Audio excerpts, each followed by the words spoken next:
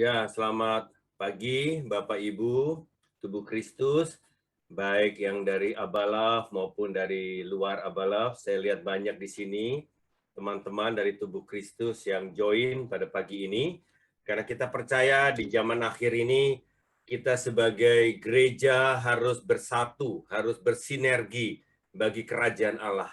Bukan bagi kepentingan masing-masing, bukan bagi kelompok masing-masing, tapi semuanya Tuhan pakai untuk saling melengkapi untuk kerajaan Allah. Supaya kehendak raja, segala raja boleh digenapi di muka bumi lewat tubuhnya, yaitu kita. Masing-masing kita pasti punya kelebihan, karunia, potensi masing-masing, sehingga kita saling membutuhkan, dan kita boleh saling melengkapi satu sama lain. Amin. Oleh sebab itu juga bersama kita banyak gereja-gereja yang ikut bergabung karena kita butuh diperlengkapi. Ya, kita butuh 5 karunia jawatan memperlengkapi tubuhnya ya Bapak Ibu. Oleh sebab itu kita hari ini mau lanjut terus untuk membangun komunitas dan komunitas yang sepakat ya. Amin. 2 minggu yang sudah lewat, 2 Sabtu yang sudah lewat kita memperlengkapi tentang dunia marketplace, khususnya tentang keuangan ya. Banyak anak Tuhan pun jatuh bangun di dalam keuangan karena ada tipu daya si Mamon yang membuat kita terjebak di dalam ketamakan, khususnya salah dalam investasi atau menggunakan uang ya, sehingga kita terjerat. Ya, oleh sebab itu kita rindu, kita sebagai gereja Tuhan bijaksana, kita penuh hikmat untuk bisa menghadapi segala tipu daya yang semakin banyak ya, utang piutang dan investasi yang salah. Dan kita mau lanjut hari ini membangun gaya hidup komunitas sepakat kita ya Bapak Ibu. Ya, saya mau Bapak Ibu langsung saja kita mau melihat di layar saudara ya. Sudah jelas ya teman-teman gambarnya? Sudah? Sudah ya? Jelas, Kak. Ya, oke. Kita akan mereview kembali, sudah mungkin 20-30 tahun kita di Abalaf sudah menekankan ya 2 esensi atau gaya hidup komunitas. Ya, mungkin teman-teman masih ingat ya, yaitu mengalami Kristus dan membangun hubungan. Ya, kita masih ingat Pak Edilio sudah tekankan, ingatkan berkali-kali, dan sebetulnya yang kita mau angkat hari-hari ini tidak ada bedanya dan memang sama persis dengan apa yang sudah dari dulu kita bangun, yaitu membangun hubungan itu kita pakai istilah sekarang dengan satu kata, otentik ya. Dan mengalami Kristus itu dengan satu kata, intensional ya. Jadi bulan ini kita akan membahas tentang gaya hidup yang otentik atau membangun hubungan. Ketika kompak ini semakin terbuka, semakin apa adanya, semakin tidak ada topeng, semakin jadi asli apa adanya, orisinil ya, genuine. Kita akan benar-benar mengalami kuasa terang itu ya. Dan kemudian kita akan terus mengalami Kristus dari waktu ke waktu, dari sasaran demi sasaran, semakin intensional, tekun, konsisten, berkesinambungan, sampai menjadi kita diubahkan serupa Kristus Yesus. Nah, inilah yang kita lakukan di dalam komunitas sepakat ya. Nah, kita masuk kepada gaya hidup otentik. Otentik ini apa sebenarnya? Tiada yang lain adalah hidup dalam terang ya. Allah adalah terang dan kita sebagai anak-anak Allah, kita adalah anak-anak terang ya. Nah, sekarang kita akan masuk mengapa kita harus otentik. Nah, banyak orang kadang tidak siap untuk otentik ya. Banyak orang mungkin terganggu kalau harus apa adanya. Nah, mari kita akan lihat di dalam 1 Yohanes pasal yang pertama ayat yang ke-5 versi VMD ya, dikatakan, dan inilah ajaran yang benar yang telah kami dengar dari Allah dan yang kami sampaikan kepadamu. Allah adalah terang dan di dalam Dia tidak ada gelap. Jika kita mengatakan bahwa kita mempunyai hubungan yang erat dengan Allah, Namun kita hidup dalam gelap, kita berdusta dan kita tidak melakukan kebenaran. Jadi sangat-sangat mendasar sekali, Allah kita itu terang. Di dalam Dia tidak ada gelap. Sebaliknya kita tahu musuh kita adalah kegelapan. Iblis adalah kegelapan. Terang itu senjatanya kebenaran, ya, tetapi gelap senjatanya tipu daya. Oleh sebab itu, karena Allah adalah terang dan kebenaran, itulah cara satu-satunya menghancurkan iblis yang adalah kegelapan dengan penuh tipu dayanya. Ketika kita masuk dalam ruangan yang gelap, bagaimana menyingkirkan kegelapan itu? Cukup menyalakan lampu. Langsung seketika itu juga kegelapan tidak ada lagi. Jadi gelap itu sebetulnya ketiadaan terang. Oleh sebab itu, bagaimana kita mengalahkan kegelapan? Satu-satunya cara ya hidup dalam terang. Kita bongkar semua yang tersembunyi, kita bongkar semua yang gelap, ya. Dikatakan kalau kita hubungan erat dengan Allah, atau kita hari-hari ini ditekankan tentang istilah coram Deo, kita berhadapan muka dengan muka, menghayati Tuhan itu tinggal di dalam kita, kita tinggal di dalam Tuhan, karena Tuhan adalah terang, maka kita hidup di dalam terang seperti Tuhan, ya. Sehingga tidak ada dusta di antara kita, ya. Tuhan Maha tahu, Tuhan Maha mengenal kita. Kalau kita berdosa sama Tuhan, ya Tuhan pasti tahu, dan itu menjadi penghalang untuk kita mengalami terobosan, ya. Dan sekarang kita membahas dampaknya kepada orang lain. Kalau tadi dengan Tuhan, sekarang bagaimana kalau kita hidup dalam terang? Ya, kita mau lanjut dulu ya, dua jenis orang yang hidup dalam kegelapan, ya. Nah, orang yang pertama, orang yang menyadari kesalahannya, tetapi sengaja menyembunyikan hal tersebut kepada orang lain. Nah, inilah orang yang hidup dalam kegelapan yang pertama. Jadi dia sadar, saya memang ada kesalahan, saya sudah melakukan, tapi saya harus menyembunyikan itu. Kenapa kamu sembunyikan? Kenapa kamu tutupi? Yang kebanyakan pasti karena saya malu. Saya takut, ya, kalau orang lain tahu kesalahan saya akan dipermalukan, saya akan diremehkan, saya akan direndahkan, saya akan ya dianggap apa begitu, ya. Jadi saya begitu malu, begitu takut. Saya tidak aman kalau orang tahu sebenarnya tentang hal-hal rahasia dalam diri saya, tentang masa lalu saya yang begitu parah, yang begitu aib, ya. Saya takut. Nah, inilah hidup yang penuh tipu daya. Karena mereka ini adalah orang, atau kita yang seperti ini, orang yang hidup apa kata orang lain. Hidup di hadapan orang, bukan hidup apa adanya di hadapan Tuhan. Apa kata Tuhan. Jadi kita hidup apa kata orang. Jadi kita malu. Mungkin karena dari masa lalu kita sudah seringkali dibully, dihina, ditolak, dipermalukan, jadi menjadi trauma dalam hidup kita.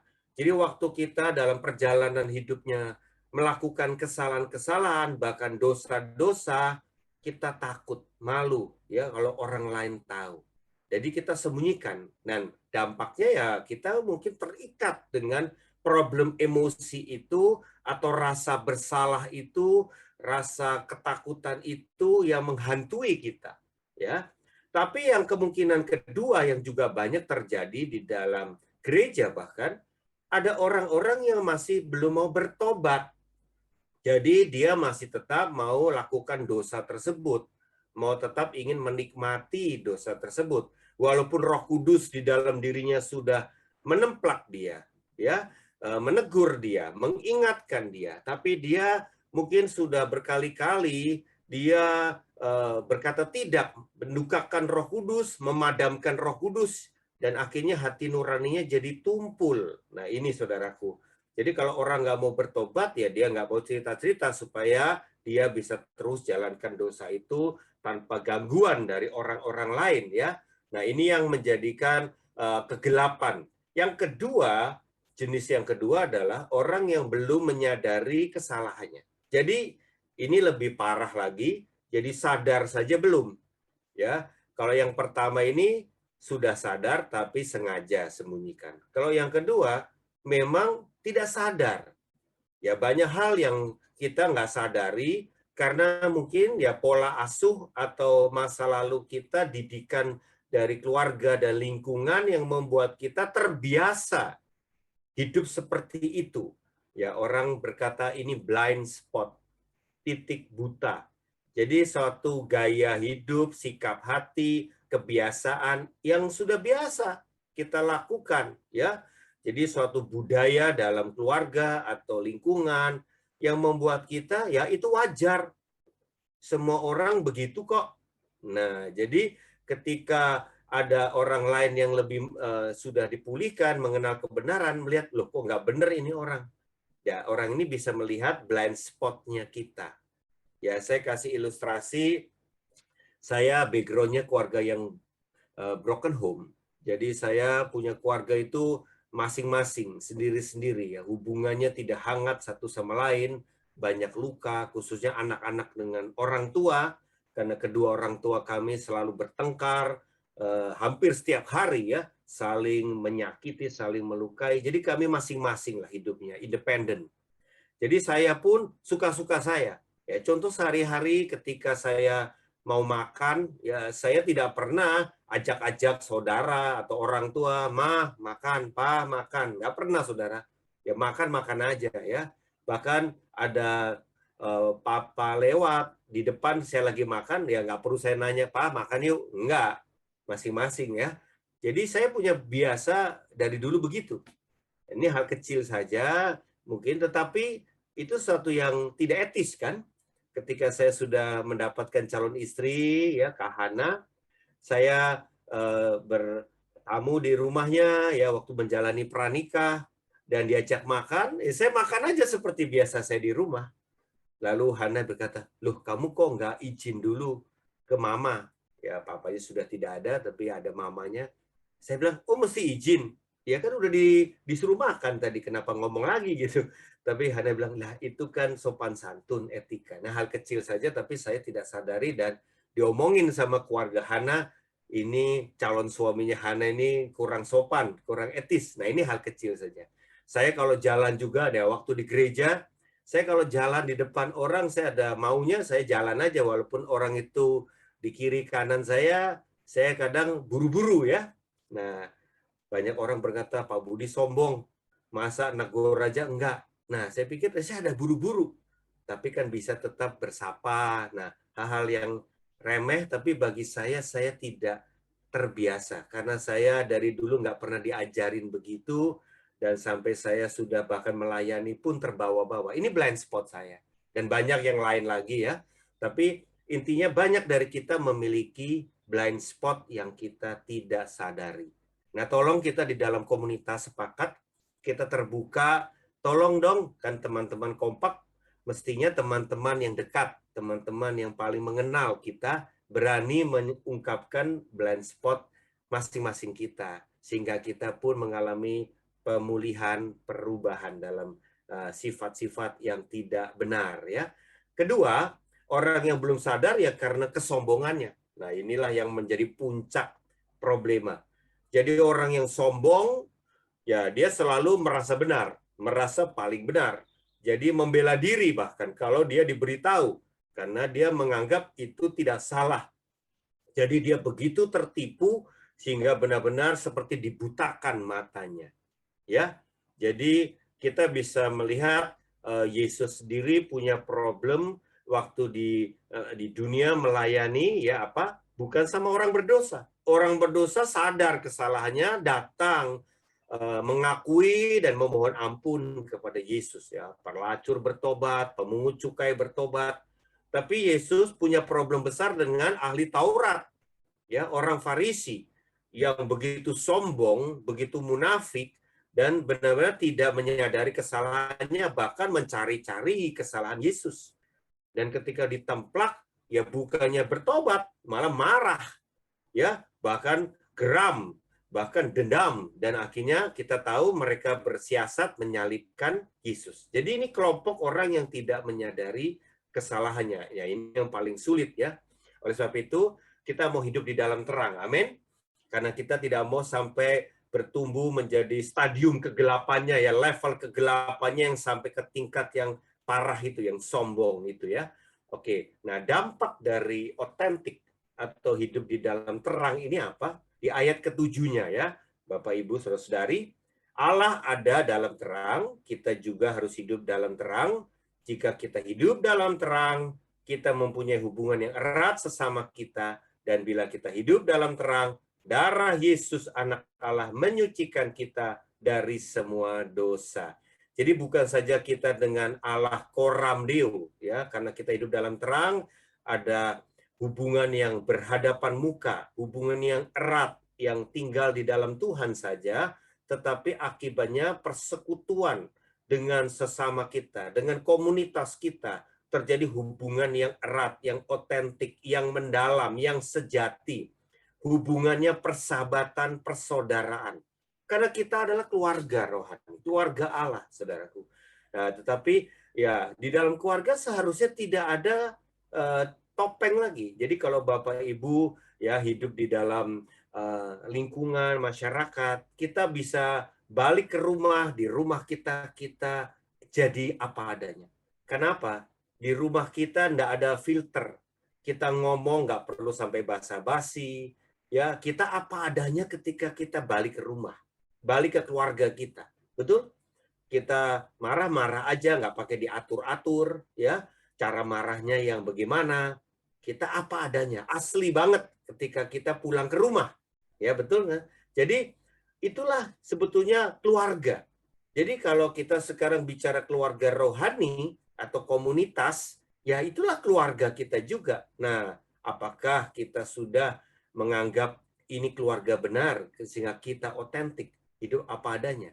Dan dampaknya adalah karena kita terbuka, kita bisa dinasehati, kita bisa ditegur bahkan, maka ada kuasa pengudusan dari Kristus, kuasa penyucian ya. Ketika Tuhan bicara langsung lewat firman, lewat suara hati, Roh Kudus bicara, itu yang pertama, tapi lewat nasihat orang, lewat teguran daripada komunitas yang mengasihi kita.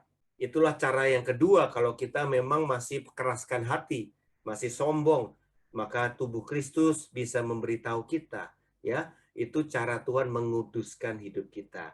Amin, Bapak Ibu. Ya, oke. Kita akan sampai di sini dulu. Setelah ini saya akan membuat satu kuesioner otentik, tapi kita berinteraksi dulu. Bapak Ibu, saya serahkan ke Pak Budiarto. Ya, Tuhan Yesus memberkati. Pak Budiarto, silakan Pak. Buat pencerahannya. Bapak Ibu, saudara yang masih stay di sini ada sekitar 178 orang, bahkan 179. Silakan Bapak Ibu yang tadi sudah mendengarkan baik khotbah minggu kemarin maupun apa yang diulas kembali oleh Pak Budi Setiawan, mungkin ada pertanyaan yang Bapak Ibu ingin tanyakan. Mari kita manfaatkan sesi ini untuk kita bisa mengerti lebih dalam. Ya, sambil menunggu Pak Budi Setiawan, saya sangat terkesan dengan kata orisinil tadi ya. Karena orisinil itu mengingatkan saya kepada penciptaan awal kita sebagai manusia. Karena Tuhan menciptakan kita segambar dan serupa ya Kak Budi dengan Allah. Dan Allah adalah ciptaan ataupun Allah adalah pencipta yang membuat ciptaannya itu kita. Sehingga kita harus sesuai dengan ciptaan atau orisinil. Begitu ya Kak Budi? Ya, benar. Ya. Nah, Kak Budi, sambil menunggu rekan-rekan kita yang mungkin ingin bertanya, saya ada sedikit pertanyaan. Sebenarnya bagaimana sih cara mengatasi rasa takut ini, Kak Budi, sehingga orang-orang ini jadi tidak berani otentik karena ada ketakutan. Apa kira-kira cara yang efektif untuk mengatasi rasa takut ini, Kak Budi? Nah, saya ingin angkat kesaksian langsung ya. Oke. Apakah di sini ada Pak Agus Mulyadi yang sudah bergabung? Boleh dicek. Ya. Saya tadi belum sempat. Pak Agus Mulyadi. Ada akun Ibu Maria Agus ada di sini. Oke, ya sama ya. Pak Agus, boleh di spotlight ya. Kita mau undang dia bersaksi karena ini langsung yang ditanyakan Pak Budiarto terjawab dengan kesaksian Pak Agus tentang ketakutan terbuka. Ya, boleh dibantu? Tunggu bentar ya Kak, sebentar. Baik. Ya. Jadi saya kasih prolog dulu ya. Ya. Kalau tadi saya singgung, kita seringkali atau bahkan kebanyakan kita menjadi otentik justru ketika pulang ke rumah, bukan? Kita nggak perlu pakai topeng, kita jadi diri sendiri apa adanya, balik ke rumah. Nah, waktu pulang ke rumah, sama istri, sama anak, nggak perlu basa-basi, betul ya? Kita apa adanya. Nah, tetapi malah banyak kita punya problem dengan kita punya problem tidak otentik dengan istri misalnya. Ya, banyak suami istri yang justru kendalanya tidak bisa otentik dengan pasangan hidupnya. Nah, ini yang akan kita angkat.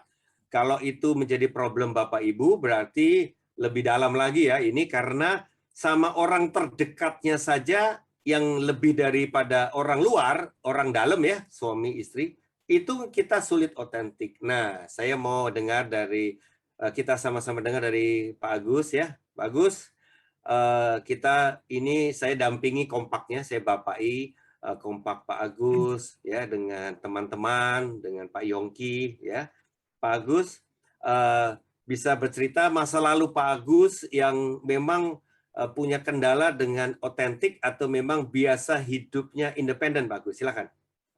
Ya, shalom Bapak Ibu. Ya, awalnya saya seringkali merasa bahwa kalau ingin sesuatu saya harus kesampaian gitu. Jadi dengan segala cara kalau lagi kepengen harus ada tercapainya gitu. Sampai pada suatu titik saya juga seringkali di dalam hubungan suami istri juga saya kalau mau sesuatu itu saya harus ini apa sesuai dengan apa yang saya mau gitu. Jadi diam-diam Pak ya.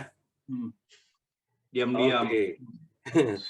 Masa lalu Pak Agus dulu ya sebelum masuk kepada kondisi yang sekarang. Masa lalu Pak Agus itu bagaimana dengan pola asuh orang tua, Pak? Ya, jadi pola asuh orang tua saya, papi saya orang yang kalau kerja dari pagi sampai malam karena kerjanya di salah satu tempat apa namanya fashion gitu.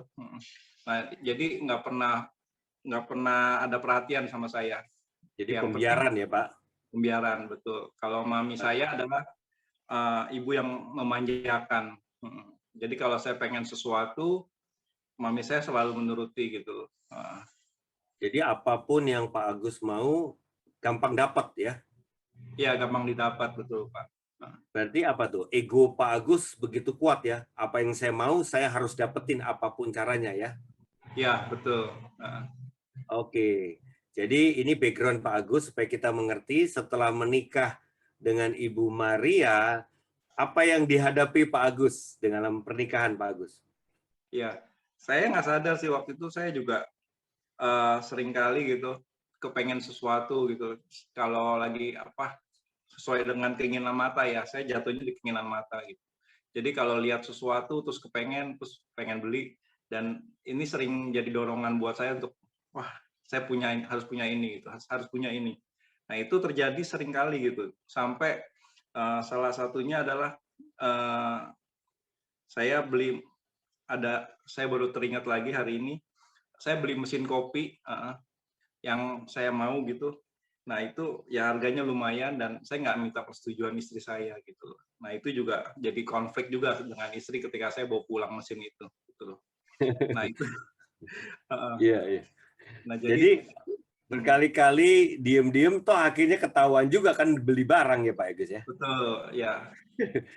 Sebenarnya sih saya diajarin gitu untuk supaya bisa terbuka gitu untuk bisa apa ya tahu gitu minta persetujuan istri gitu mau memutuskan sesuatu.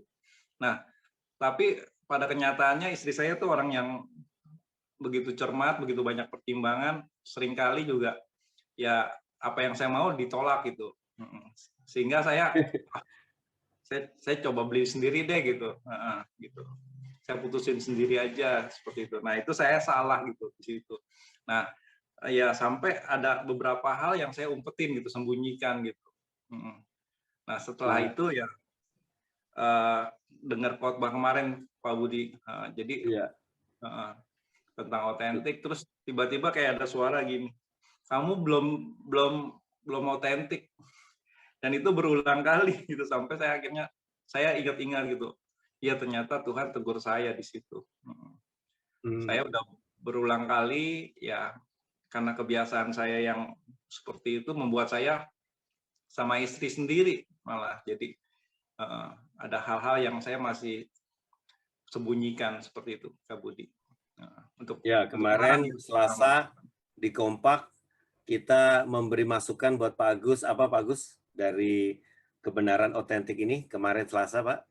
Ya, jadi saya harus mengakui di hadapan istri bahwa saya telah melakukan kesalahan dan apa saja yang saya telah sembunyikan selama ini. Terus akhirnya istri juga bisa menerima dan mengampuni gitu. Jadi dia tahu gitu bahwa kelemahan saya di situ. Dan sampai hari ini dia ingetin gitu bahwa untuk tetap gitu, jangan coba-coba gitu untuk jatuh di keinginan mata lagi gitu. Seperti itu. Jadi dari evaluasi Pak Agus, sebetulnya nasihat istri itu lebih banyak salahnya atau benarnya, Pak Agus? Lebih banyak benarnya, Pak. Tapi kita punya trauma dan kita punya kebiasaan ego yang membuat kita punya gaya hidup independen tadi ya, Pak ya? Betul, iya. Ya, makasih. Jadi Pak Agus, sekarang apa komitmennya, Pak?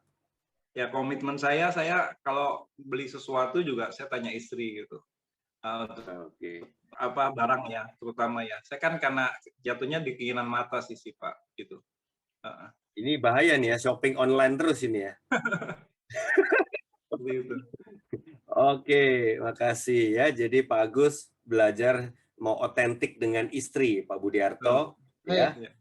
Oke. Bagus sekali kesaksian yang sangat memberkati. Tapi ada mungkin satu pertanyaan yang terlintas, barangkali ini juga bisa mewakili pertanyaan dari para audiens yang ada di sini. Pak Agus, menarik sekali, mungkin beberapa di antara kita juga mengalami, kenapa dalam kasus membeli mesin kopi itu Pak Agus diam-diam, dalam arti tidak terbuka. Sebenarnya apa yang ada di benak Pak Agus sehingga menyembunyikan hal ini? Saya selalu punya pikiran bahwa apa yang saya inginkan itu harus disetujui gitu, Pak.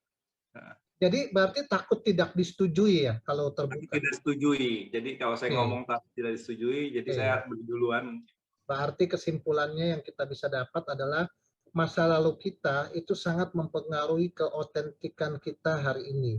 Kalau kita belum sembuh seperti Kak Budi bilang dari masa lalu, maka itu akan berdampak kepada keotentikan kita hari ini ya. Baik, terima kasih Pak Agus. Sama-sama. Terima kasih Pak Agus. Ya. Terima kasih Pak. Oke, ya. Baik, di kolom chat Kak Budi sudah ada beberapa pertanyaan yang akan saya coba bacakan.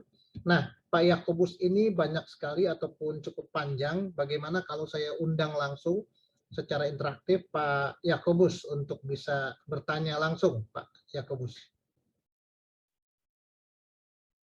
Bisa open mic, Pak Yakobus? Bisa, Pak Budiarto. Selamat pagi, Pak Budiarto Z-Pen ya, Pak. Ini Z-Pen-nya masih ada nggak, Pak? Sudah diganti, Pak, sekarang. Sudah ganti. Sesuai dengan pertumbuhan iman. Oke, selamat pagi juga, Kak Budi. Ya. Kak, tadi sesuai dengan yang di kolom chat mengenai masalah otentik itu, tadi mungkin bisa mewakili juga para partisipan yang ada. Kalau saya orangnya lebih praktikal soalnya kan.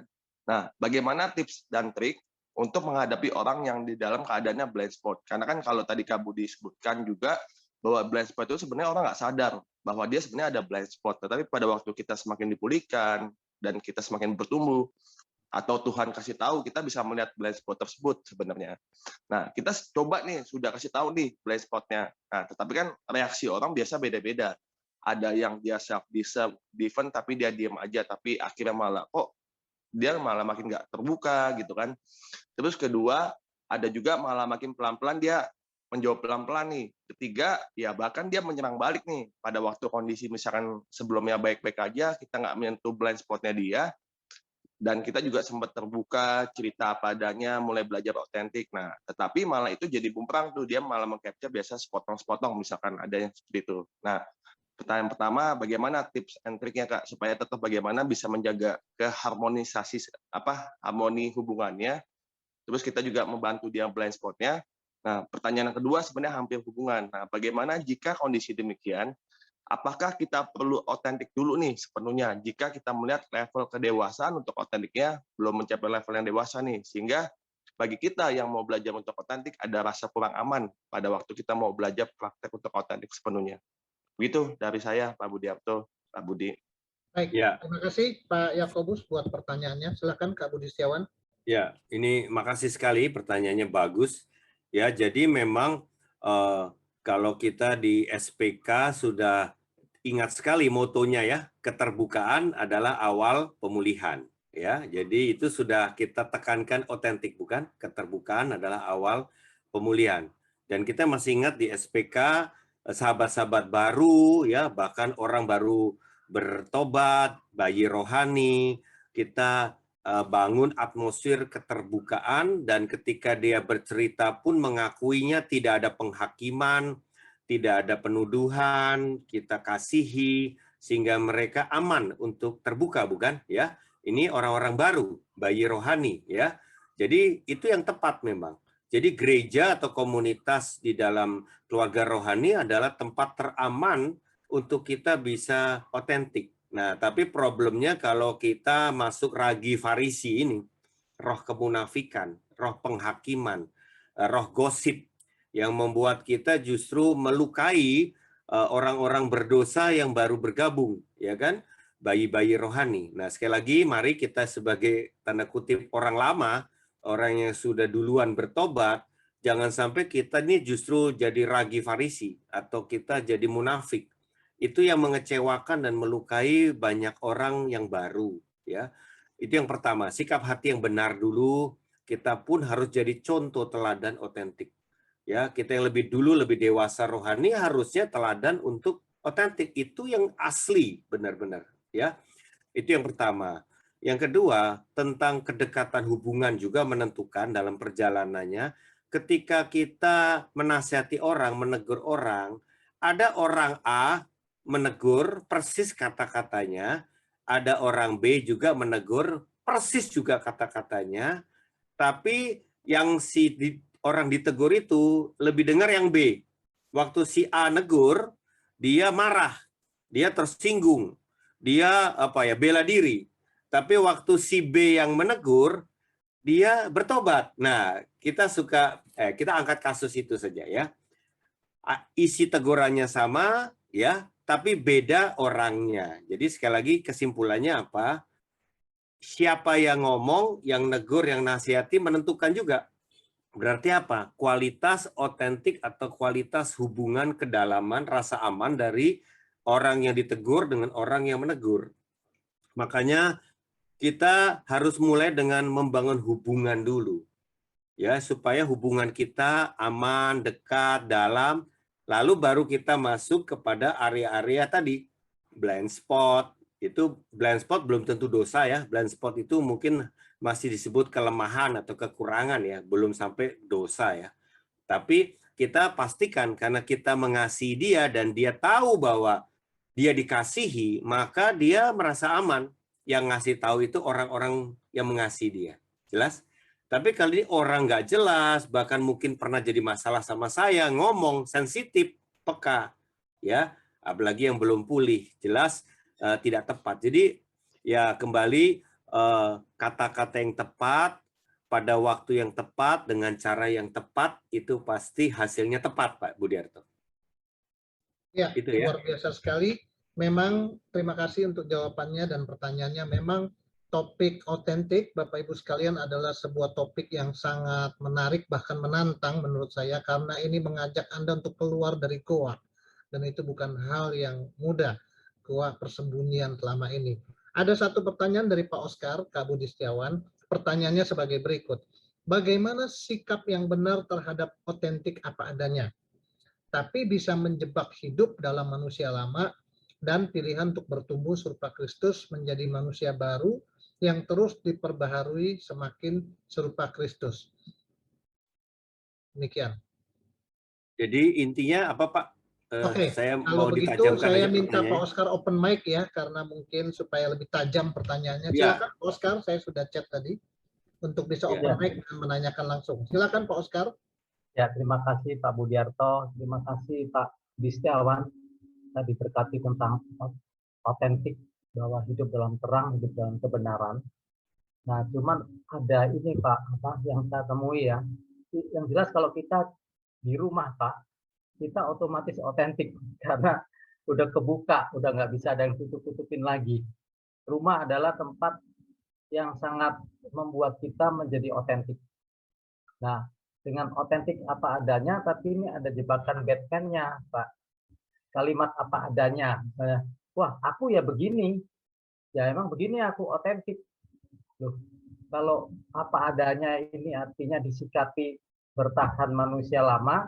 Nah, gimana nih kita batasnya untuk apa adanya, tapi tidak semuanya apa adanya. Ketika kita tahu blind spot kita tahu kekurangan kelemahan, kan kita nggak boleh stay apa adanya. Kita harus bertumbuh serupa Kristus. Nah, gimana nih sikap batasannya supaya kita ini beranjak, jangan gara-gara otentik terus nanti kita bangga dengan apa adanya gitu Pak. Oke. Ini bagus sekali pertanyaan. Jadi level of truth, kebenaran itu ada tingkatannya ya Pak Oscar dan teman-teman. Kebenaran yang paling bawah yaitu ya tipu daya. Jadi tidak benar, ya itu adalah tipu daya. Tapi kebenaran yang menengah adalah fakta. Apa adanya, fakta, realita. Tapi kita harus bertumbuh kepada kebenaran yang di atasnya, yaitu apa? Ya truth. Kebenaran truth, yaitu firman. Jadi fakta itu adalah apa adanya, kita otentik, tapi kita masih nggak benar nih. Saya punya kebiasaan buruk, saya mengaku apa adanya, saya masih punya kebiasaan buruk. Itu fakta.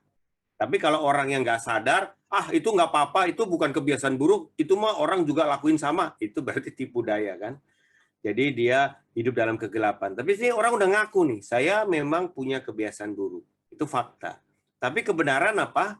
Ya, saya tidak boleh terikat sama kebiasaan buruk itu. Oleh sebab itu, saya bertumbuh Pak Oscar dari otentik yang sekedar fakta menjadi otentik yang kepada truth, firman, kebenaran. Ya, itu yang masuk di wilayah nanti di bagian intensionalnya Pak Oscar. Jadi otentik harus sampai kepada kebenaran yang sejati, yaitu firman Pak Oscar. Ya, itu Pak. Terima kasih. Mantap, mantap. Terima kasih Pak Budi. Baik, terima kasih buat pertanyaan Pak Oscar. Ada beberapa respon yang luar biasa dari Bu Vero, dikatakan bahwa kata-kata yang tepat pada waktu yang tepat dan cara yang tepat. Memang ini adalah satu area yang sangat rawan sehingga memang butuh ketepatan baik segi waktu, kata-kata dan sebagainya. Kemudian Pak Santoso ada menanyakan atau memberi respon Kak Budi bahwa beliau mungkin menyatakan atau mengalami bahwa kita nggak mau resiko menegur orang karena bisa berakibat hubungan tidak baik. Mereka tidak mau menegur. Bagaimana dengan kondisi seperti ini, Kak Budi Setiawan? Ya, itu salah satu ciri-ciri dari orang yang masih egois, orang yang safety player, cari aman, ya. Dia mau cari aman aja, mau jadi good guy, tapi dia tidak menjadi right guy. Ya. Jadi orang baik aja Pak Budiarto. Jadi bukan jadi orang benar. Orang baik ya berusaha baik-baik aja sama semua orang, termasuk orang salah pun jangan ditegur. Karena apa?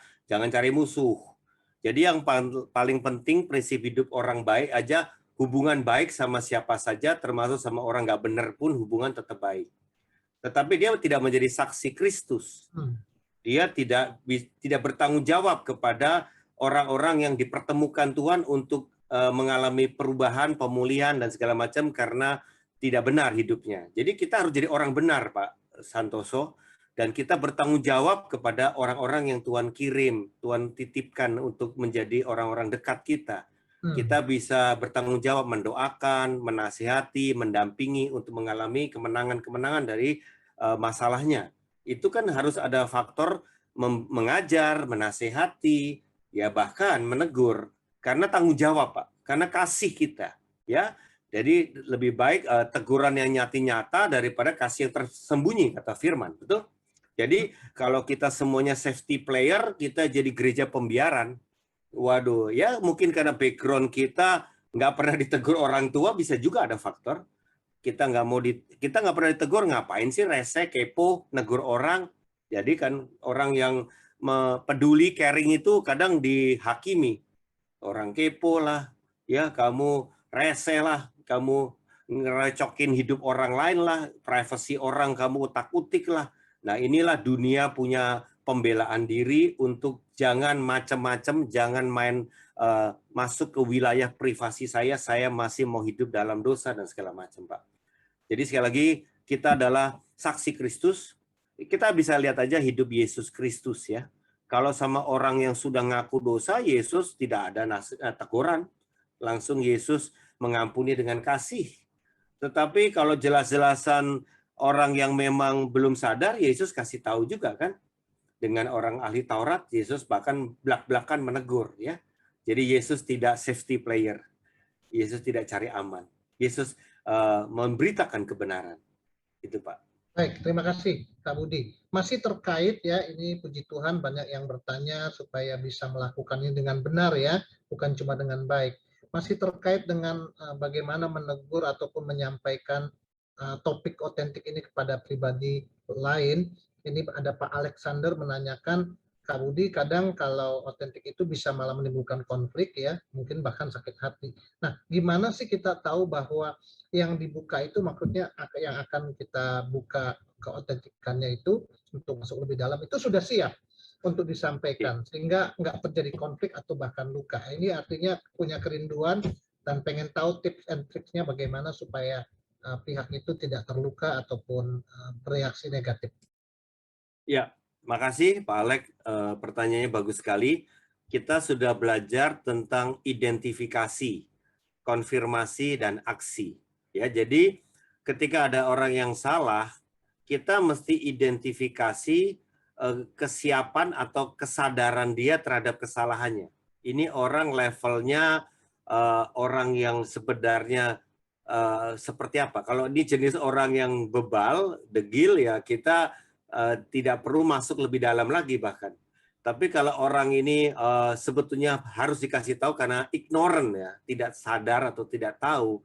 Nah, kita mesti identifikasi dengan ngobrol, dengan bertanya, dan ketika kita mau masuk lebih dalam, saya biasanya mempraktekkan bahwa kata-kata bahwa, brother, saya mengasihi kamu, brother. Saya peduli dengan kamu. Bolehkah saya beri masukan buat hidup kamu gitu? Apakah kamu mau atau kamu siap gitu? Jadi saya dengan prolog kasih, karena memang kita mengasihi dia dan dia jangan sampai salah paham tentang apa yang kita mau lakukan, itu tanda kasih kita. Ya, bukti kasih kita kepada dia. Jadi dia aman dulu. Dia tidak merasa dihakimi, dia tidak merasa, dan saya bertanya, bukan menyerang ya, bertanya. Brother, apakah brother benar-benar punya masalah dengan si ini atau si itu gitu ya, atau gimana? Jadi saya bertanya ya, kembali Pak Elcid sudah mengajarkan kita bukan langsung nembak tapi dengan bertanya.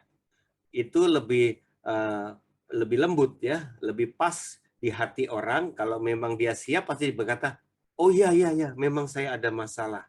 Ya, saya punya problem tuh. Nah, oke brother, selama ini apa? Kita tanya lagi. Apa yang brother lakukan sama orang itu gitu. Iya, saya sempat gosipin dia tuh, Pak. Saya sempat omongin kemana-mana ya. Brother merasa itu salah atau benar? Salah ya, Pak. Ya udah, dengan lembut dia pasti mengakui. Tekniknya begitu, teman-teman. Jadi bukan dengan nembak, tapi dengan bertanya dan penuh kasih.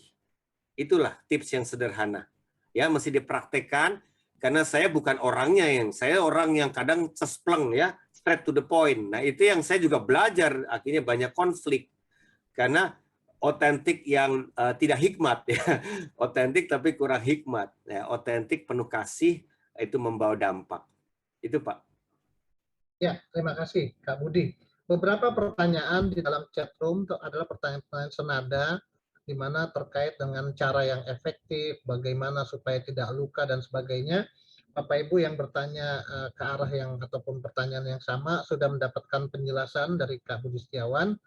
Dan ada pertanyaan lagi dari Pak Noldi ya. Pak Noldi bertanya, pertama Pak Noldi menyampaikan bersyukur sangat diberkati dengan pengajian otentik ini karena beliau juga mengalami di dalam kompak ya sampai kaget kok ada pribadi-pribadi yang tiba-tiba bisa terbuka yang kelihatannya baik-baik akhirnya terbuka Kak Budi bahwa ternyata hidup sebenarnya adalah seperti itu, tidak seperti yang dia tampilkan selama ini. Pertanyaan Pak Noldi adalah bagaimana dengan komunitas atau kompak yang baru mau memulai? Selain dengan transformasi hati, apa ada tips-tips lain yang bisa diterapkan, misalnya menerapkan skor dan lain-lain. Jadi ini sudah lebih luas lagi pertanyaan ataupun bagaimana memulai kompaknya, Kak Budi. Oke, makasih. Jadi ketika kita memulai kompak, memang pasti sejarah hubungan dari teman-teman kompak ini kan berbeda-beda. Kalau teman-teman ini sudah lama berteman ya, sudah sahabat lama, ya itu pasti lebih mudah karena banyak informasi yang sudah saling tahu menahu.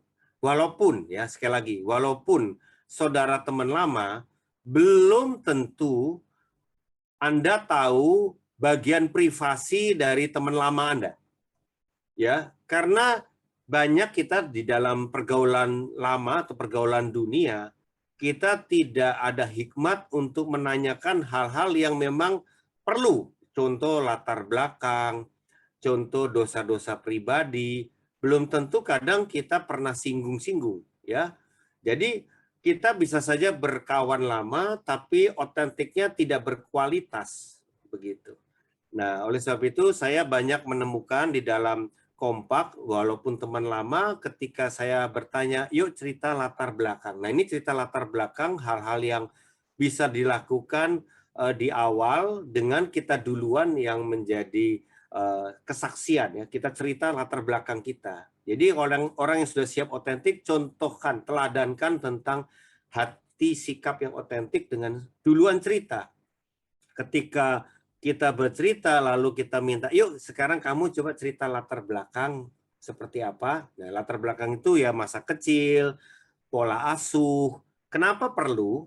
Karena nanti kalau kita akan bicara masalahnya hari ini, semua itu pasti ada benang merah, sebab akibat, akar penyebab dengan masa lalunya. Makanya sebelum kita tahu masalahnya hari ini, kita udah tahu duluan latar belakang dia. Oh, kita sudah prediksi. Wah, ini keluarganya rusak bener ini, pasti banyak akibatnya nih. Nah, kita udah siap. Dampak-dampaknya nanti kalau dia cerita dan dia curhat, ya wajar saja kita sudah tahu latar belakangnya, bahkan menemukan akar penyebabnya Pak Budiarto. Jadi cerita latar belakang, ya masa kecil, masa lalu, orang tua, itu kan nggak nembak kepada dosanya yang sekarang atau kekurangan kelemahan yang sekarang, itu general information, ya. Nah, itu biasanya bisa. Kemudian masuk lebih dalam lagi. Dulu waktu belum bertobat, pernah kamu serusak apa? Senakal apa? Nah, ya, waktu itu mungkin dia bertobat umur 20 tahun. Sebelum 20 tahun dia pernah jadi orang yang mungkin nakal. Nakalnya seperti apa? Dia cerita. Oke, wah, ini kan masa lalu nih. Cerita masa lalu nakal biasanya juga bisa tidak ada problem karena itu kan dulu manusia lama saya orangnya begini, dia cerita aja nakal sebandel apa. Kadang malah seru-seru tuh inget-inget nakalnya kita. Nah, kenapa kita perlu cerita itu? Karena orang yang sudah lahir baru atau sudah jadi ciptaan baru, kalau kepleset, biasanya jatuh ke dosa lama dia. Jadi jarang orang lahir baru berkreatif membangun atau memulai dosa baru, Pak. Biasanya balik dosa lama, ingatnya dosa lama. Kita udah lahir baru, nggak berkreasi menciptakan dosa-dosa baru. Kita balik ke dosa lama kita, keplesetnya di situ. Jadi kita kan kalau udah tahu dia pernah rusak kayak apa, kita juga sudah prediksi antisipasi sampai meleng ngaco, ya balik ke situ-situ lagi lobangnya begitu ya. Nah, itu hal yang mudah untuk otentik di awal-awal kompak. Jadi cerita latar belakang, cerita kenakalannya sebelum bertobat, itu hal yang bisa dimulai. Dari situ udah cair, Pak, biasanya. Lalu masuk kepada kondisi yang sekarang, yaitu baru itu skor tuh, nanti aja itu bulan depan kita bicara itu di dalam intensional ya, itu wilayah intensional. Baik. Itu Pak. Terima kasih Kak Budi. Ini bukti bahwa apa yang kita pelajari dalam equipping kompak itu yang kita sudah dengar dan kita akan kupas lebih dalam sangat-sangat bermanfaat untuk apa yang sedang kita lakukan di dalam kompak maupun di dalam komunitas yang Tuhan percayakan. Baik Kak Budi Setiawan, kita akan melanjutkan kembali sharing ataupun equipping yang akan Kak Budi sampaikan. Silakan dilanjutkan. Ya, kita akan masuk di dalam questionnaire ya, Bapak Ibu teman-teman, kita akan masuk di dalam questionnaire. Oleh sebab itu saya mau Bapak Ibu menjawab langsung saat ini di catatan saudara atau di handphone saudara ya, questionnaire-nya seperti ini. Oke. Ya, Bapak Ibu bisa lihat. Jadi ini questionnaire singkat atau awal yang menjadi general issue kita di dalam otentik. Oke, jawabannya untuk setiap pernyataan ini adalah 1 itu tidak pernah begitu atau 0 sampai 10% lah ya. 2 jarang begitu, jadi 11 sampai 50%. 3 itu sering. Sering itu 51 sampai 90%. Kalau 4 ya selalu begitu, 91 sampai 100% begitu.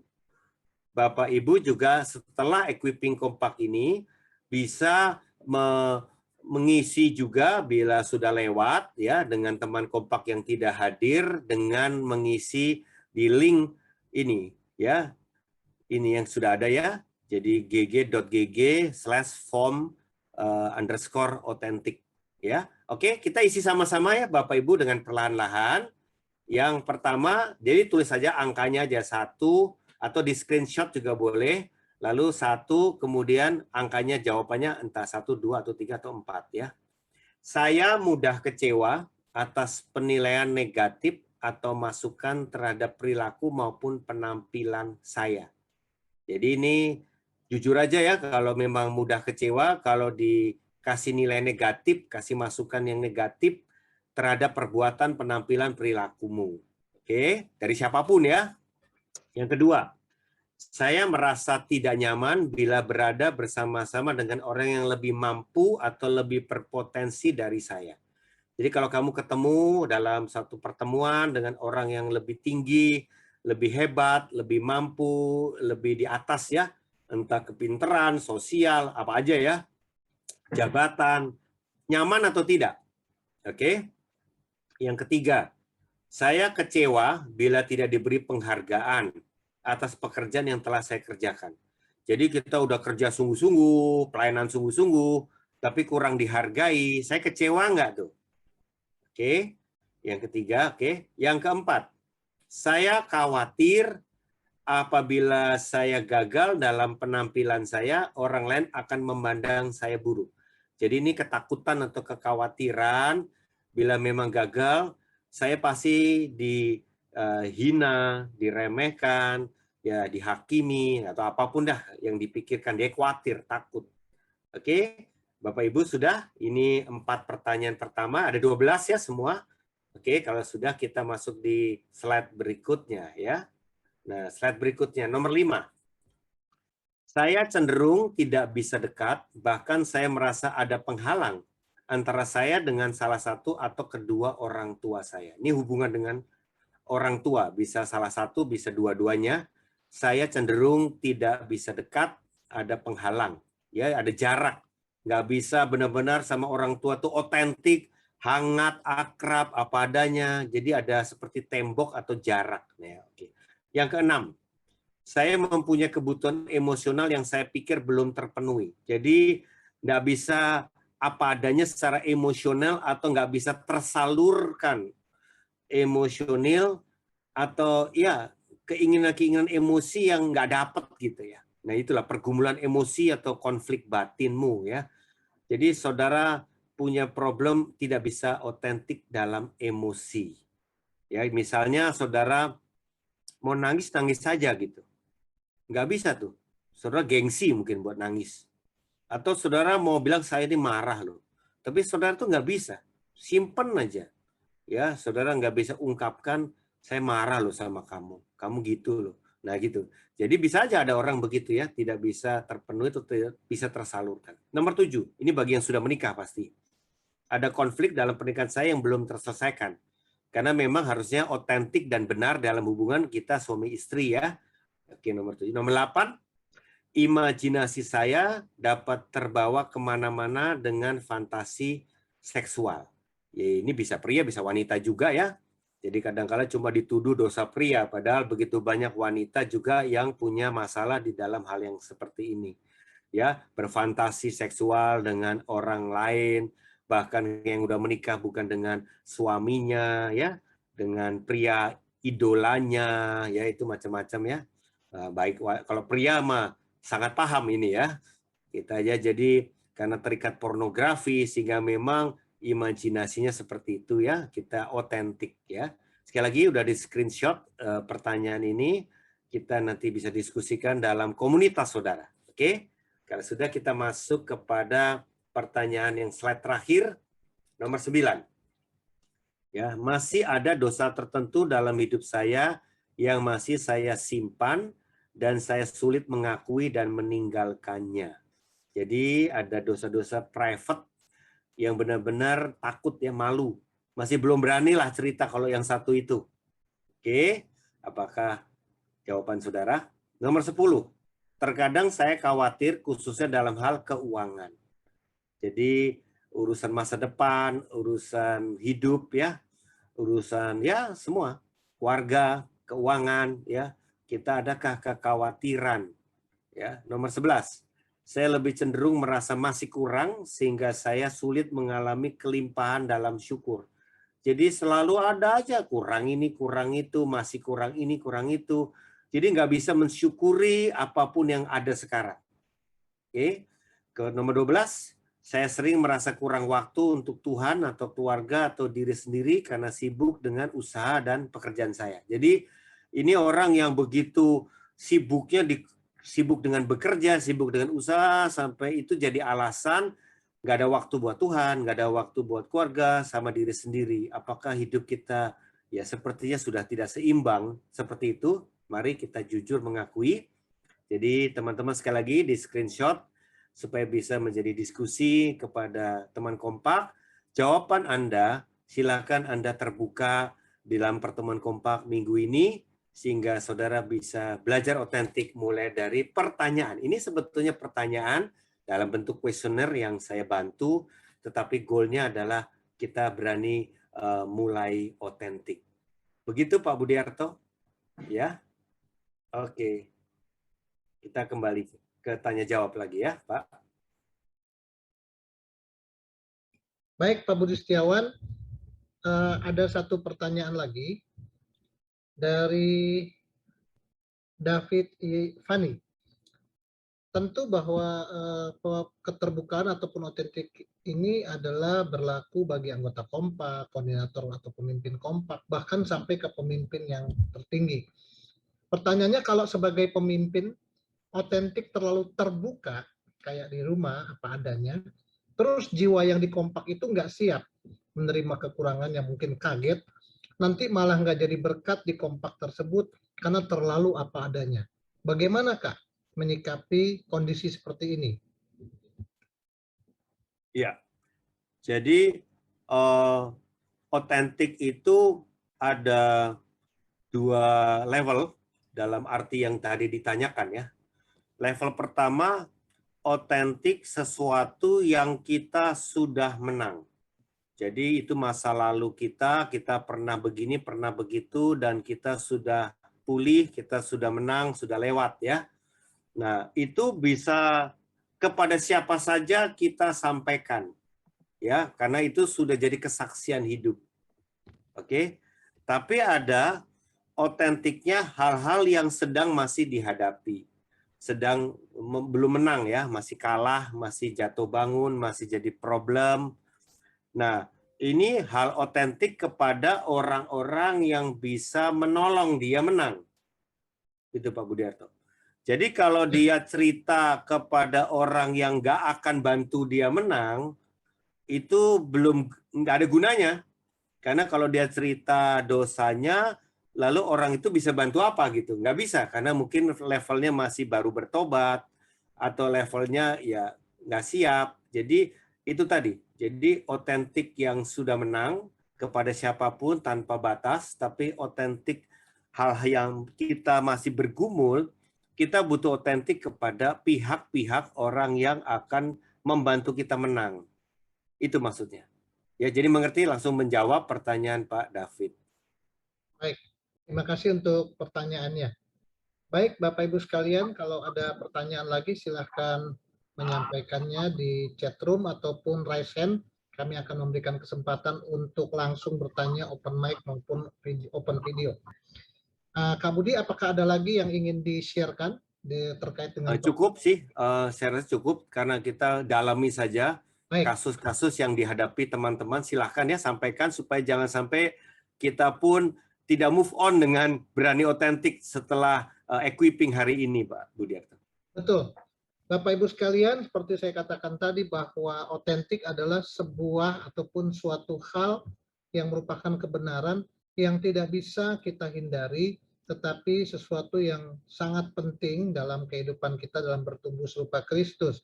Itu sebabnya mari Bapak Ibu boleh bertanya, kalau ada pertanyaan khususnya studi-studi kasus dalam melakukan otentik baik diri sendiri maupun menolong orang lain untuk bisa otentik.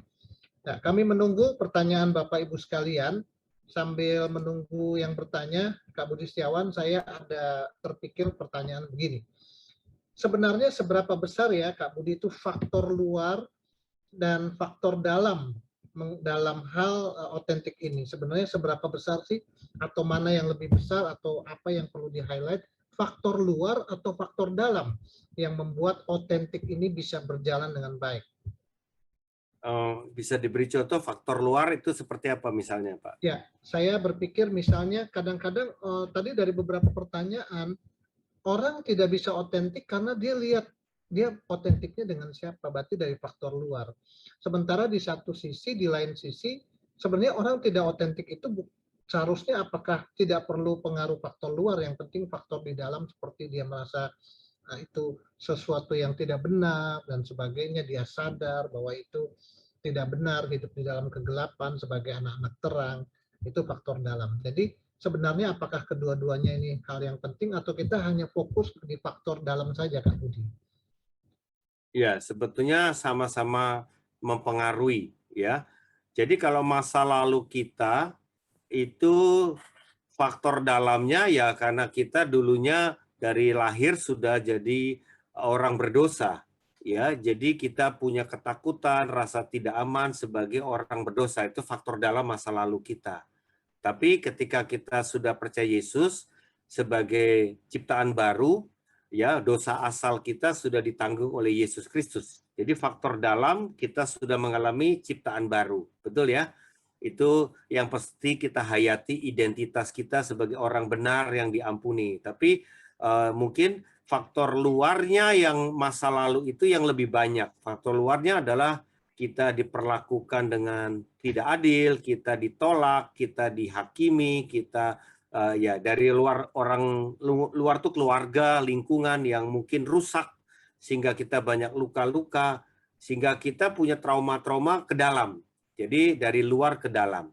Jadi kalau masa lalu dari dalamnya kita orang berdosa, tapi dari luarnya ya satu lingkungan yang rusak, yang dosa menghancurkan faktor dalam kita. Tapi ketika kita percaya Yesus, kita harus mengalami transformasi hati. Kita harus mengalami pemulihan. Nah, itulah tujuannya komunitas sepakat. Jadi dari dalam dipulihkan, ya. Jadi orang-orang yang pertama ya orang faktor luar ya orang-orang yang mengasihi dia. Itu yang membuat dia sembuh. Setelah dia sudah mulai sembuh, dia akan siap menjangkau orang-orang rusak lainnya. Nah, sekarang udah terbalik, dia bukan jadi korban lingkungan, tapi dia menjadi rumah solusi bagi lingkungannya dia. Nah itu Pak Budiarto. Jadi saya percaya Tuhan beresin dari dalam dulu ketika kita ciptaan baru, karena dosa asal itu masih diselesaikan. Setelah kita ciptaan baru, dengan lingkungan yang baru, artinya keluarga rohani yang baik, maka langsung kita otentik. Nah, problemnya ketika kita lahir baru dalam lingkungan gereja atau komunitas yang munafik. Lingkungan yang agamawi. Nah, ini banyak orang jadi nggak breakthrough walaupun sudah lahir baru karena lingkungan yang tidak kondusif. Makanya inilah pentingnya kita belajar komunitas sejati, komunitas sepakat, supaya gereja itu tempat orang disembuhkan, bukan tempat orang tambah dilukai. Bukan tempat orang banyak disakiti, ya kan? Nah, tapi kalau udah sembuh, pulih, kita pun siap bertumbuh di dalam segala situasi. Karena kita udah sembuh, istilahnya yang waras ya pasti mikirnya bener lah. Ya, kalau yang di sekitar kita belum waras, istilahnya ya kalau orang langsung bicara, orang belum dewasa rohani, ya masihlah gosip, masihlah menghakimi. Kita tidak terluka lagi, Pak Budiarto. Kita sudah jadi rumah solusi, kita nggak ikut konslet, kita nggak ikut jadi nggak waras, kita yang waras, kita tahu, wah ini orang terluka, ini orang mungkin masa lalunya belum pulih. Nah, kita penuh kasih dan belas kasihan untuk menolong orang-orang demikian, walaupun bisa saja orang itu di atas kita loh Pak Budiarto. Betul. Bisa saja orang itu yang luka itu pemimpin kita, bisakah? Ya. Bisa. Tapi kita sebagai anak Tuhan sudah pulih duluan, kita jauh lebih jernih melihat orang lain dan kita tidak terluka, Pak. Kita tidak faktor luar itu tidak jadi masalah lagi, Pak Budiarto. Kalau udah pulih dari dalam, luar itu sudah tidak jadi isu, Pak. Iya. Terima kasih Kak Budi, sangat luar biasa hikmatnya bahwa memang otentik ini banyak sekali faktor-faktor, tetapi kedua faktor itu baik luar atau dalam saling mempengaruhi. Di satu sisi kita secara pribadi harus hidup otentik, tapi di sisi lain kita juga berperan sebagai faktor luar bagi orang lain yang akan terbuka. Sehingga saya mengingat akan satu ayat Kak Budi untuk meresponi apa yang kita pelajari hari ini, yaitu Roma 12 ayat 9 berkata, hendaklah kasih itu jangan pura-pura, jauhilah yang jahat dan lakukan yang baik. Dari tadi sepanjang Kak Budi menyampaikan, kasih itu selalu ada di depan sebelum yang namanya otentik itu terjadi ya Kak Budi ya. Kasih itu selalu ada di depan karena kasih itu tidak pura-pura. Baik, sudah ada pertanyaan, beberapa pertanyaan yang disampaikan baik di chat di everyone maupun ada yang japri ke saya. Pertanyaan dari Raditya, ketika di dalam kompak sudah otentik, namun ada dua pribadi yang bertolak belakang. Maksudnya di dalam diri orang tersebut ada dua hal, yaitu satu hal itu dari sisi roh, satu hal lagi dari sisi logika. Dan sering berbeda dalam kasih masukan atau menyikapi hal. Apa yang harus dilakukan? Mungkin angkat kasus saja Pak Radit ya, supaya lebih tajam maksudnya Pak Radit. Boleh Pak Radit buka? Kami persilakan Pak Radit untuk bisa open mic sehingga pertanyaan bagus ini bisa kita mengerti. Silakan. Ya Pak Budi, maksudnya misalkan di dalam satu kompak kan kita misalkan bertiga atau berempat ya. Nah itu ada satu pribadi yang biasa ngasih masukan dari orangnya ngeroh lah. Satunya lagi orangnya banyak logik lah atau pelayanan gitu kan. Pernah ada suatu kasus misalkan kita melihat dalam hal memberi orang miskin atau pengemis lah.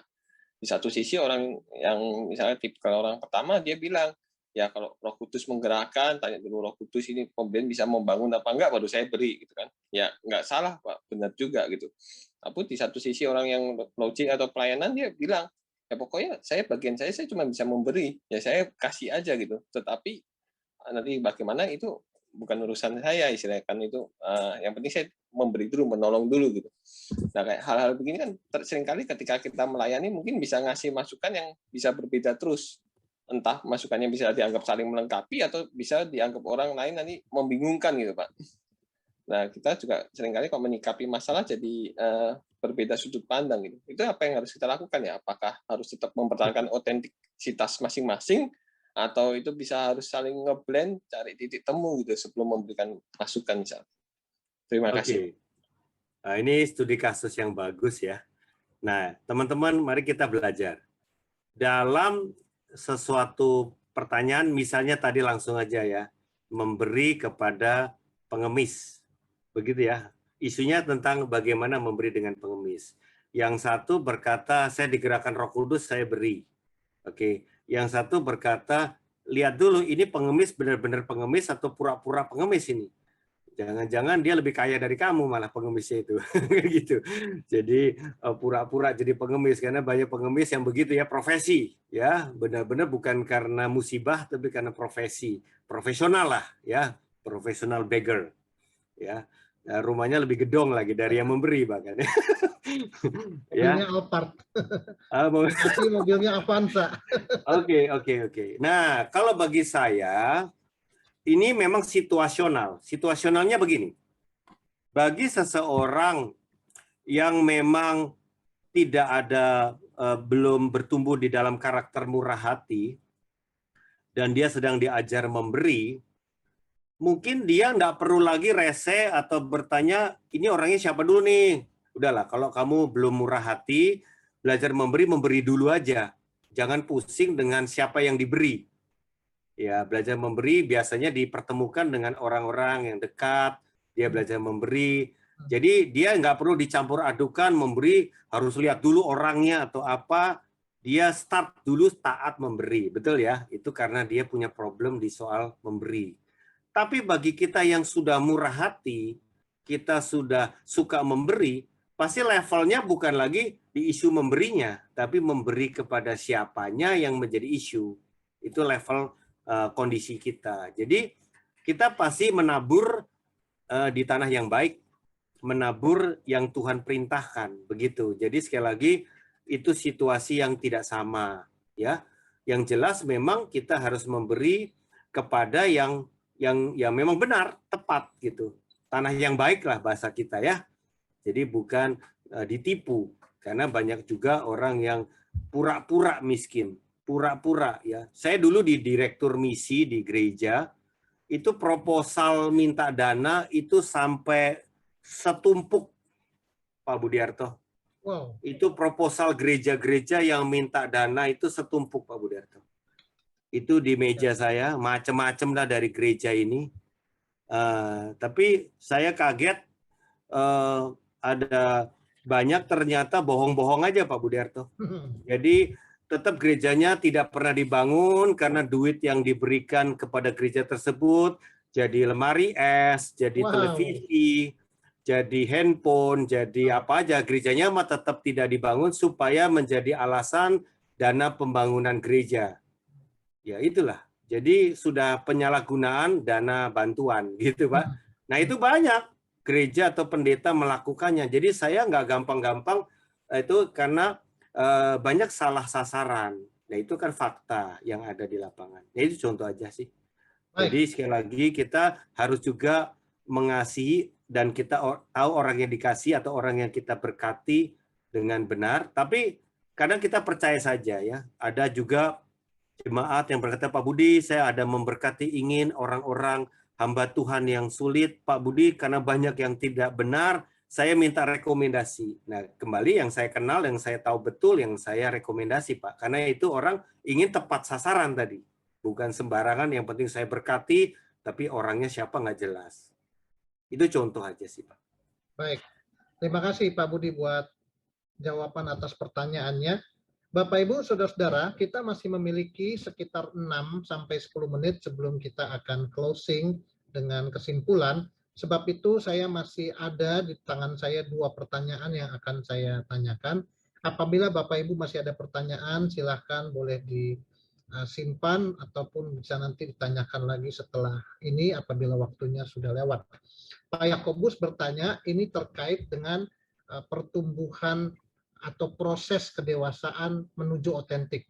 Pertanyaannya, untuk level kedewasaan atau pertumbuhan otentik, objektifnya kita itu lebih berfokus pada masa lalu dengan identifikasi dan lain-lain, sembuh dulu atau move on atau orientasi ke masa depan dulu.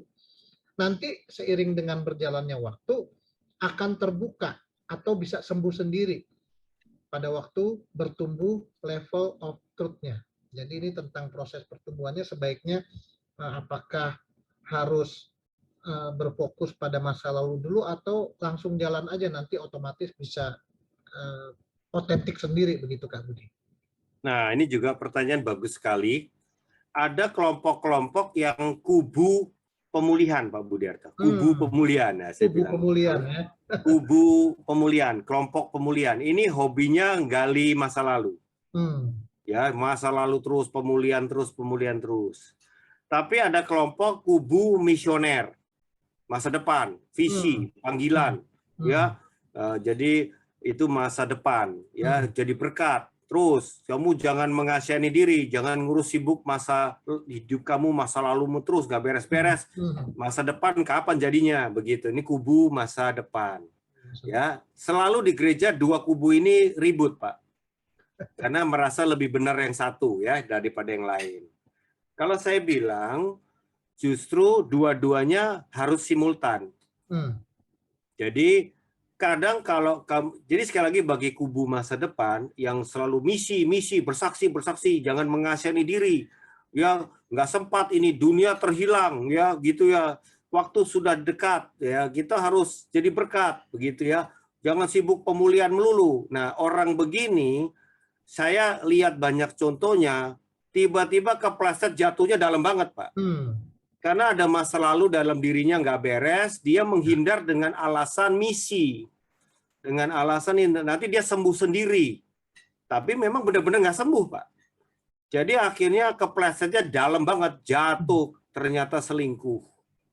Ini tipe model-model kalau tipe Jalan Kudus ya, kalau Gary Thomas itu berkata ini tipe-tipe aktivis.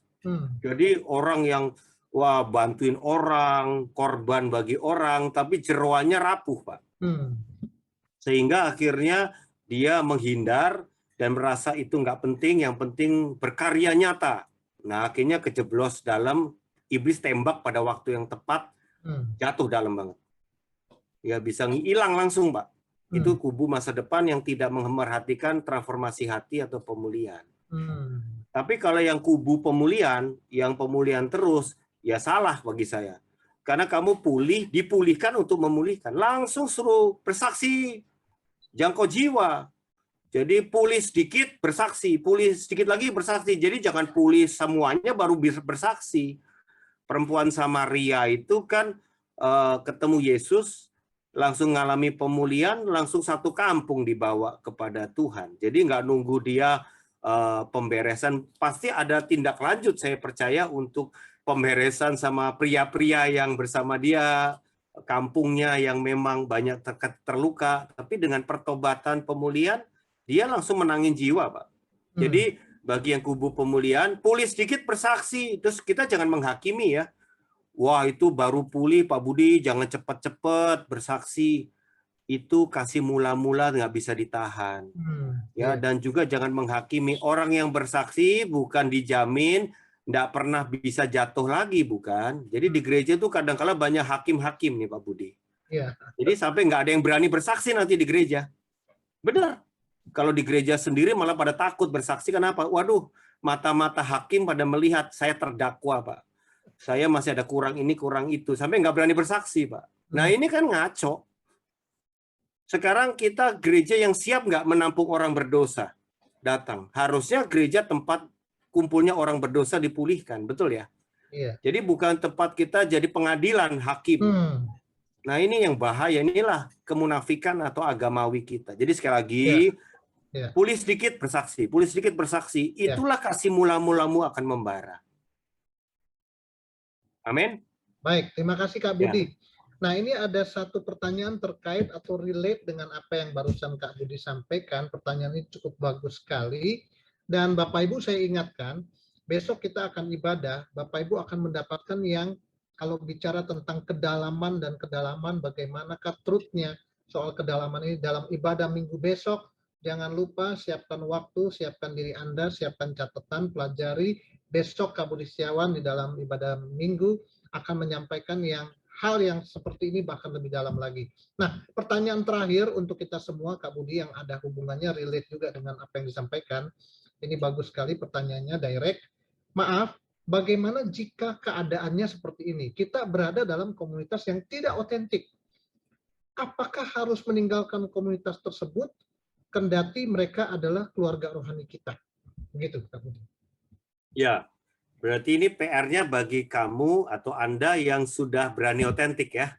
Anda mungkin jadi pionir, jadi perintis gaya hidup otentik di dalam komunitas Anda. Itu PR Anda, doa, ya doakan, dan mulai jadi kesaksian teladan otentik Anda.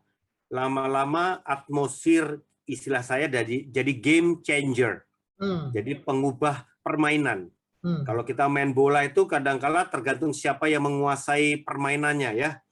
Kalau yang klub bola yang menguasai permainan, dia kuasai lapangan ya. Semua klub lawannya jadi udah kedodoran karena aturannya sudah nggak jalan, dari pelatih ngomong apa dikuasai permainan lawan gitu ya. Nah, kita juga jangan sampai kalah dengan situasi teman-teman yang pada jaim, teman-teman yang pada gengsi ya. Nah, kita cairkan lewat keterbukaan.